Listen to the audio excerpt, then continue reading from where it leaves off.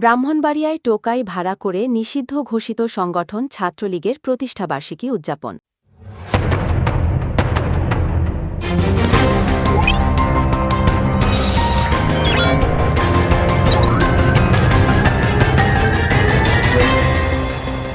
নিষিদ্ধ ঘোষিত সংগঠন বাংলাদেশ ছাত্রলীগের প্রতিষ্ঠাবার্ষিকী উপলক্ষে রাতের আধারে ১৫-২০ জন টোকাই ভাড়া করে নিরিবিলি জায়গায় স্লোগান দিয়ে ভিডিও ধারণ করে তা সামাজিক যোগাযোগ মাধ্যমে ছড়িয়ে দিয়েছে নিষিদ্ধ ঘোষিত সংগঠন ব্রাহ্মণবাড়িয়া জেলা ছাত্রলীগের পলাতক প্রবাসী নেতাকর্মীরা।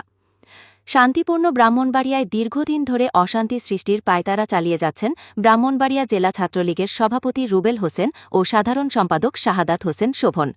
অভিযোগ রয়েছে তারা পরিকল্পিতভাবে বিভিন্ন উস্কানিমূলক কর্মকাণ্ডের মাধ্যমে ব্রাহ্মণবাড়িয়ায় বিশৃঙ্খলা তৈরির চেষ্টা চালিয়ে যাচ্ছেন।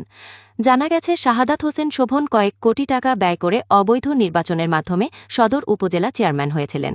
তবে হাসিনার পতনের পর দেশ ছেড়ে পালিয়ে যাওয়ায় তিনি তার নির্বাচনে ব্যয় করা টাকা তুলতে না পেরে মানসিকভাবে ভেঙে পড়েছেন।